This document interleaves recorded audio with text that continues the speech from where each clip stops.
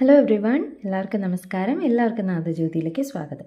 അപ്പോൾ ഇന്ന് നിങ്ങളുടെ കറണ്ട് റിലേഷൻഷിപ്പ് സ്റ്റാറ്റസ് അല്ലെങ്കിൽ അതിൻ്റെ എനർജിയാണ് നമ്മൾ എടുക്കാൻ പോകുന്നത്.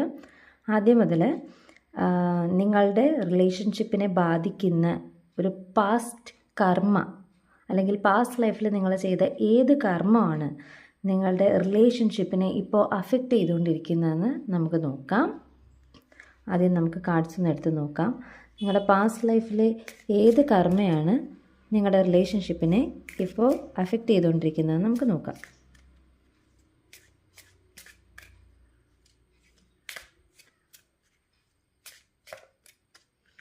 ഓക്കെ, ഞാനൊരു കാർഡ് എടുക്കാം.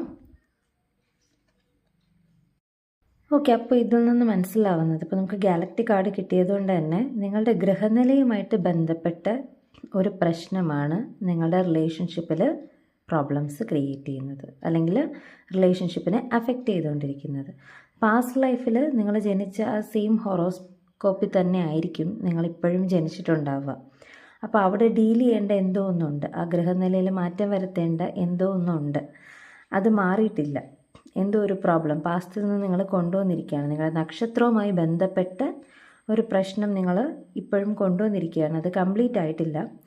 അപ്പോൾ അതാണ് നിങ്ങളുടെ റിലേഷൻഷിപ്പിനെ ഇപ്പോൾ അഫക്റ്റ് ചെയ്തുകൊണ്ടിരിക്കുന്നത്. ഇതെങ്ങനെയാണ് അഫക്റ്റ് ചെയ്യുന്നതെന്ന് നമുക്ക് നോക്കാം. Okay, please divine guide dum. എങ്ങനെയാണ് ഈ ഒരു നക്ഷത്രം അല്ലെങ്കിൽ അവരുടെ ഈ ഒരു ഗ്രഹനില അവരുടെ റിലേഷൻഷിപ്പിനെ അഫക്റ്റ് ചെയ്യുന്നത് എന്ന് പറഞ്ഞു തരും. ഓക്കെ, നമുക്ക് നോക്കാം. ഓക്കെ, ഇത് നിങ്ങളെ ഒരുപാട് സഹിക്കാൻ വേണ്ടി പ്രേരിപ്പിക്കുന്നു.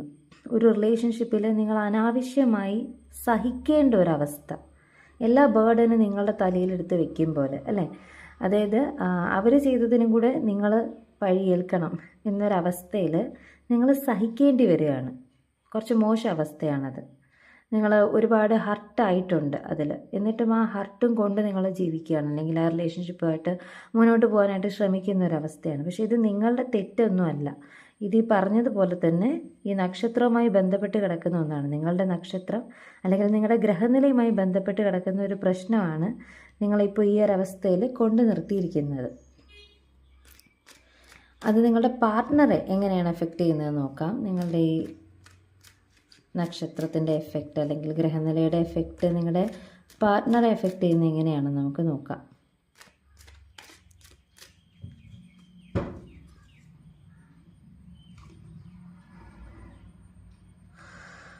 ഓക്കെ, അവർക്ക് വല്ലാത്തൊരു ആവേശം ജനിപ്പിക്കുകയാണ്.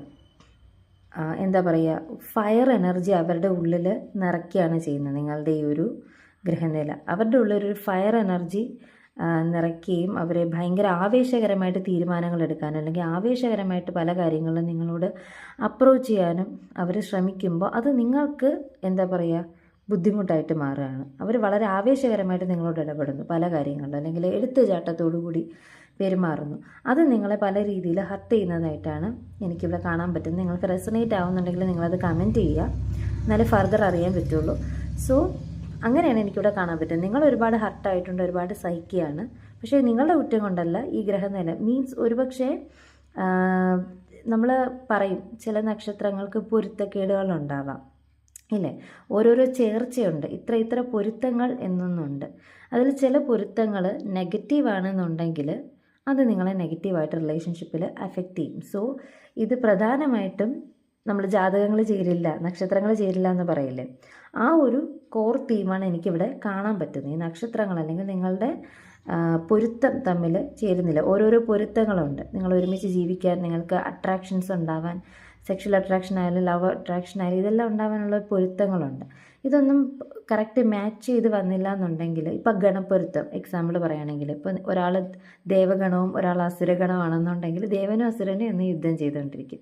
ഇനി ഒരാൾ മനുഷ്യഗണവും ഒരാൾ അസുരഗണമാണെങ്കിൽ ചിലപ്പോൾ മനുഷ്യഗണം എപ്പോഴും സഹിക്കേണ്ടി വരും അസുരനെ കൊണ്ട് ഇല്ലേ.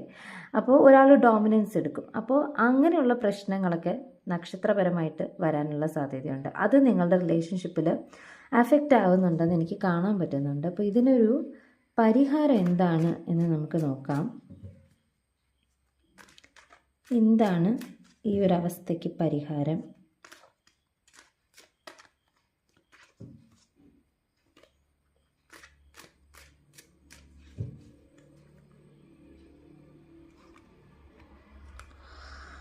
വീൽ ഓഫ് ഫോർച്യൂൺ വന്നേക്കാണ്. അപ്പോൾ അത് തന്നെയാണ്. അപ്പോൾ നിങ്ങളുടെ ഗ്രഹനിലയിൽ അല്ലെങ്കിൽ നിങ്ങളുടെ ഇപ്പോഴത്തെ ഒരു ടൈം, നിങ്ങളിപ്പോൾ ഓരോരോ സമയങ്ങളുണ്ടല്ലേ, നമ്മൾ കണ്ടകശനി എന്നും രാഹുവിൻ്റെ കാലം എന്നും ശുക്രദശ എന്നൊക്കെ പറഞ്ഞ ടൈംസ് ഉണ്ട് ആസ്ട്രോളജി പ്രകാരം.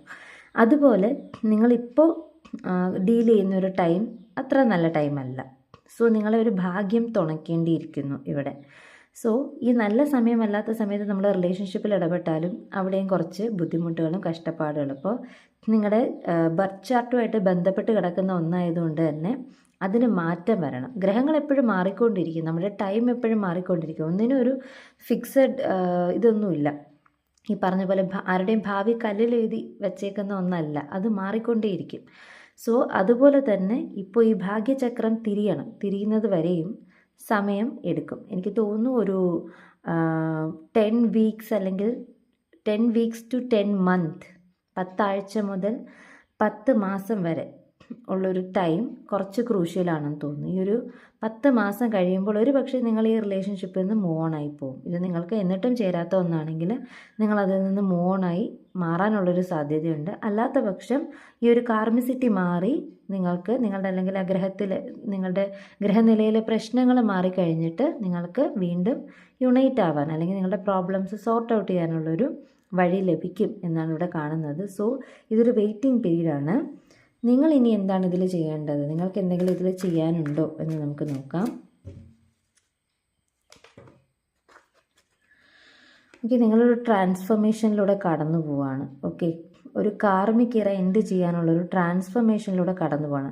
റിലേഷൻഷിപ്പിൽ നിങ്ങൾ ട്രാൻസ്ഫർമേഷനിലൂടെ കടന്നു പോവാണെന്ന് പറഞ്ഞാൽ അത് കുറച്ച് ഹെവി ആയിട്ടുള്ള കാര്യം തന്നെയാണ്. നിങ്ങൾക്ക് മാനസികമായിട്ടുള്ള ബുദ്ധിമുട്ട്, നിങ്ങൾക്ക് ശാരീരികമായിട്ടുള്ള ബുദ്ധിമുട്ടൊക്കെ അനുഭവിക്കാനുള്ളൊരു സാധ്യതയുണ്ട്. സോ അതിൽ നിന്നെല്ലാം ട്രാൻസ്ഫോം ചെയ്ത് നിങ്ങളുടെ പെർസ്പെക്റ്റീവ് എല്ലാം മാറി നിങ്ങളെ ഫുള്ള് ചേഞ്ച് ചെയ്യുന്ന ഒരവസ്ഥയാണ് ഈ ട്രാൻസ്ഫോർമേഷൻ എന്ന് പറയുക. അപ്പോൾ നെഗറ്റീവായിട്ടുള്ള എന്താണോ അത് എൻഡാവും. ഒരു പക്ഷേ ഇപ്പോൾ നിങ്ങളുടെ ഗ്രഹനിലയിൽ നിങ്ങൾ ഇതനുഭവിക്കണം എന്നുള്ളൊരു വിധി, പാസ്റ്റ് ലൈഫിൽ നിന്ന് കൊണ്ടുവന്നൊരു വിധി കാരണമായിരിക്കാം ഈ റിലേഷൻഷിപ്പിൽ നിങ്ങൾ കഷ്ടത അനുഭവിക്കുന്നതെങ്കിൽ ഞാൻ ഈ പറഞ്ഞ പോലെ ഒരു 10 മന്ത്സിനുള്ളിൽ നിങ്ങളുടെ റിലേഷൻഷിപ്പ് എൻഡ് ചെയ്യാനുള്ളൊരു സാധ്യത ഉണ്ട്. ഇത് ചിലപ്പോൾ എൻഡ് ചെയ്യും. നിങ്ങളോ അല്ലെങ്കിൽ നിങ്ങളുടെ പാർട്ട്ണറോ മൂവ് ഓൺ ചെയ്ത് പോകാനുള്ളൊരു സാധ്യത ഇവിടെ ഉണ്ട്. നിങ്ങൾക്കിവിടെ ഒന്നും ചെയ്യാനില്ല. സത്യത്തിൽ ഇത് നിങ്ങളുടെ കയ്യിലല്ല, നിങ്ങളുടെ കുറ്റം കൊണ്ട് സംഭവിക്കുന്നതും അല്ല. അതാദ്യം മനസ്സിലാക്കുക. നിങ്ങളൊരു ട്രാൻസ്ഫോർമേഷനിലൂടെ കടന്നു പോകണം എന്നുള്ളത് കൊണ്ടാണ് ഇത് സംഭവിക്കുന്നത്, അല്ലാതെ നിങ്ങളുടെ പ്രശ്നമല്ല എന്നുള്ള മനസ്സിലാക്കുക. അപ്പോൾ ഡിവൈൻ ഗൈഡൻസ് എന്താണെന്ന് നമുക്ക് നോക്കാം.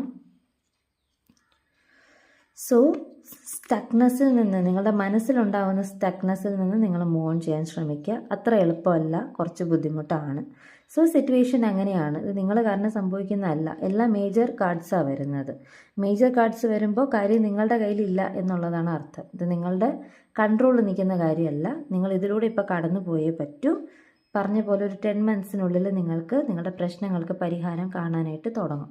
ദാറ്റ് മീൻസ് ഒരുപക്ഷെ റിലേഷൻഷിപ്പ് എൻഡായി നിങ്ങൾ ഇതിൽ നിന്ന് മൂവ് ഓൺ ചെയ്ത് നിങ്ങളുടെ അടുത്ത പർപ്പസിലേക്ക് പോകും. ഒരുപക്ഷെ നിങ്ങൾ സ്പിരിച്വൽ ജേർണിയിലൊക്കെ ഉള്ളവരാണെന്നുണ്ടെങ്കിൽ ഇത് ഭയങ്കരമായിട്ട് റെസനേറ്റ് ചെയ്യും. സ്പിരിച്വൽ ജേർണിയിലുള്ളവർക്ക് ഹീലിംഗ് വളരെ അത്യാവശ്യമാണ്. നിങ്ങളുടെ ബർത്ത് ചാർട്ടിൽ എന്തെങ്കിലും പ്രശ്നങ്ങളുണ്ടെങ്കിൽ അല്ലെങ്കിൽ പാസ്റ്റ് ലൈഫിൽ നിങ്ങൾ കൊണ്ടുവന്ന പ്രശ്നങ്ങളൊക്കെ ഹീൽ ചെയ്തതിന് ശേഷം മാത്രമേ നമുക്ക് അടുത്ത സ്റ്റെപ്പ് മുന്നോട്ടെടുത്ത് വെക്കാൻ പറ്റൂ.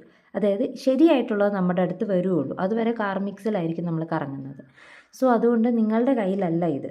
നിങ്ങൾ അതുകൊണ്ട് ഇതിന് കൂടുതൽ ഒരു ഇമോഷൻസ് കൊടുക്കാതെ നിങ്ങൾ മറ്റു കാര്യങ്ങൾ, നിങ്ങളെ സന്തോഷിപ്പിക്കുന്ന കാര്യങ്ങളിൽ എൻഗേജ്ഡ് ആവാനായിട്ട് നോക്കുക. കാര്യം ഇതിൽ നിങ്ങൾക്കൊന്നും ചെയ്യാനില്ല. ഇത് ഒരു കംപ്ലീഷൻ നടക്കുകയാണ്. നിങ്ങൾക്ക് ദ വേൾഡ് കാർഡ് വന്നേക്കാണ്. വേൾഡ് കാർഡ് എന്ന് പറയുമ്പോൾ ഇതിൻ്റെ ഒരു കംപ്ലീഷൻ. നിങ്ങൾക്ക് യഥാർത്ഥ ലവ് നിങ്ങളെ തേടി വരുന്നുണ്ട്. ലവേഴ്സ് കാർഡ് നമുക്കിവിടെ വന്നിട്ടുണ്ട്. സോ ദ വേൾഡും ലവേഴ്സ് കാർഡും ഇവിടെ വന്നിട്ടുള്ളത് കൊണ്ട് തന്നെ എടുത്തു പറയേണ്ട ഒന്നാണ്, ശരിയായിട്ടുള്ളത് നിങ്ങളെ അപ്രോച്ച് ചെയ്യുന്നതിന് മുമ്പ് ശരിയല്ലാത്തത് നിങ്ങളെ പാഠം പഠിപ്പിക്കാനായിട്ട് വന്നത്. ദാറ്റ് മീൻസ് നിങ്ങളുടെ ബർത്ത് ചാർട്ടിൽ നിങ്ങൾ അനുഭവിക്കേണ്ട കുറച്ച് കഷ്ടപ്പാടുകളുണ്ട്. ദശാസന്ധി സമയം എന്നൊക്കെ പറയില്ലേ നമ്മൾ, അതുപോലെ അനുഭവിക്കേണ്ട കുറച്ച് സമയമുണ്ട്. ആ ഒരു സമയം ക്ലിയർ ചെയ്ത് കഴിയുമ്പോൾ നിങ്ങളുടെ വേൾഡ് നിങ്ങളെ തേടി വരും. നിങ്ങളുടെ സോൾമേറ്റ് നിങ്ങളെ തേടി വന്നോളും. ഓക്കെ, ഒരു പക്ഷേ ഈ വ്യക്തി ചേഞ്ച് ആവും. 10 മന്ത്സിൽ ചേഞ്ച് ആയില്ലെങ്കിൽ പിന്നെ കാത്തിരുന്നിട്ട് കാര്യമില്ല, മൂവ് ഓൺ ചെയ്യുന്നത് തന്നെയാണ് നല്ലത്. അത് നിങ്ങളുടെ കർമ്മമാണ്, അനുഭവിക്കേണ്ട ഒന്നാണെന്ന് മനസ്സിലാക്കി മൂവ് ഓൺ ചെയ്യുക. അതിനുശേഷം നിങ്ങൾക്ക് നിങ്ങളുടെ റിയൽ ലവ് കണ്ടെത്താൻ കഴിയുന്നതാണ്. സോ അപ്പോൾ ഈ റീഡിങ് റെസനേറ്റ് ആയിട്ടുണ്ടെങ്കിൽ നിങ്ങളെല്ലാവരും ലൈക്ക് ചെയ്യുക, ഷെയർ ചെയ്യുക, കമൻറ്റ് ചെയ്യുക. നിങ്ങളുടെ യൂണിവേഴ്സിന് അല്ലെങ്കിൽ നിങ്ങളുടെ ഇഷ്ട ദേവതയ്ക്ക് കമൻറ്റ് ചെയ്യുക, നിങ്ങൾക്ക് ഈ ഒരു റീഡിങ് കാണിച്ചു തന്നതിന്. അത് കമൻറ്റ് ചെയ്തതിന് ശേഷം നിങ്ങൾ പ്രാർത്ഥിക്കുക, നിങ്ങൾ സെൽഫ് ലവ് പ്രാക്ടീസ് ചെയ്യുക. നിങ്ങളുടെ ഇന്നർ ചൈൽഡ് ഹീലിംഗ്, ട്രോമകളൊക്കെ ഹീൽ ചെയ്യാനായിട്ട് സെൽഫ് ലവ്, നിങ്ങൾക്ക് എന്ത് സന്തോഷം ഉണ്ടാവോ അതിനെല്ലാം ചെയ്യാനായിട്ട്, അതിന് വേണ്ടിയിട്ടുള്ള കാര്യങ്ങളിൽ ഫോക്കസ് ചെയ്യാനായിട്ട് തുടങ്ങാം. ബാക്കിയെല്ലാം ഈ പറഞ്ഞതുപോലെ സമയം പോലെ ഡിവൈൻ ടൈമിങ്ങിൽ നടക്കുന്നതായിരിക്കും. സോ അത് മാത്രമേ നിങ്ങൾക്കിതിലിപ്പോൾ ചെയ്യാനായിട്ടുള്ളൂ. ഓക്കെ ദെൻ, അപ്പോൾ അടുത്ത വീഡിയോ ആയിട്ട് നമുക്ക് വീണ്ടും കാണാം. ബൈ.